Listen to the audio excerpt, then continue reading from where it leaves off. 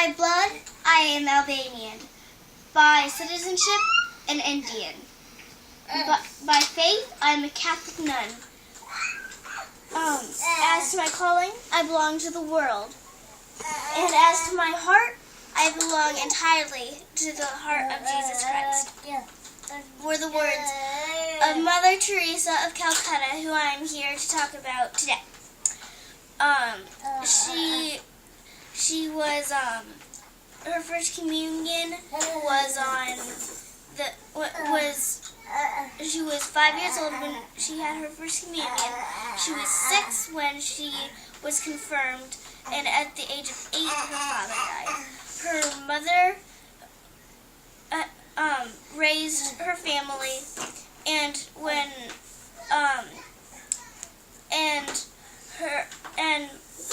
Mother Teresa's real name, like her baptized name, was Gonzahad, I think. And when she was 18, she went to live in Ireland at a convent of the Virgin Mary, and that is when she started to feel like she was being called to do something, and so she and after some years of her life, she was then when she went to the convent, she was called Sister Mary Teresa, and when she was older, she went to India, Calcutta, India, and helped with the poor. She worked at a school for girls in India, in Calcutta, and she nursed a woman who was dying of hunger and TB. She helped the children that were poor. She clothed them, gave them food, and she helped a dying man on the street. And there were many wonderful things that they realized when she was living, but when she died, they realized something even more amazing. She felt that Jesus didn't love her, and she was longing for that love, and so she was trying to do this work for him so that she could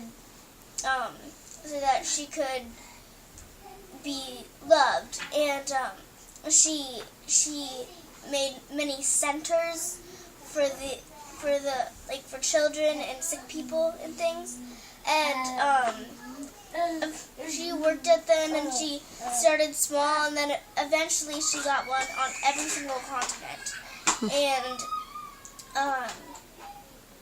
that's it. Okay. Do you know why she felt like Jesus didn't love her? Did it mention that in what you were reading or not? Not really. Because she once prayed to God and said, I want to know how to help the poorest of the poor. I want to know what the poor feel like.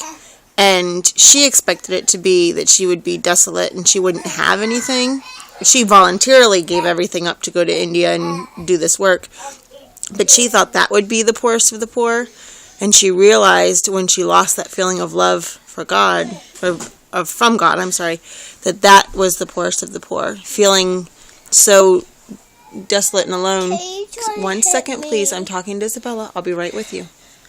That she felt an absence of God in her life. And that, she realized, was the poorest feeling you could have, was not feeling like God even cared for you anymore.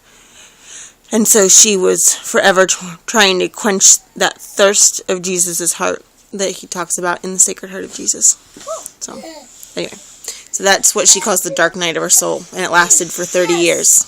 Yeah, they did say that. They didn't say, they just said she felt like Jesus wasn't loving her, and she called that the dark night of her soul. Yes.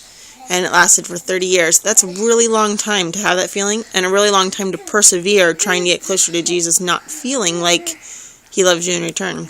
Did it stop when he died or before that? she talks about it later. We can look it up and see how it all came to conclude. But anyway, that's that. And do you know why she, like the man in the street that she talks about? Stop, Luke. The man in the street that she talks about, she realizes when she looks at him that he sees her smile, and that they didn't get that many smiles and things, and she realizes that just a smile in and of itself can do so much for someone that's struggling, and she would see Jesus in each person, and that's why she would sacrifice the way she did to help them. So, okay, good job. All right, I'll talk to you more later.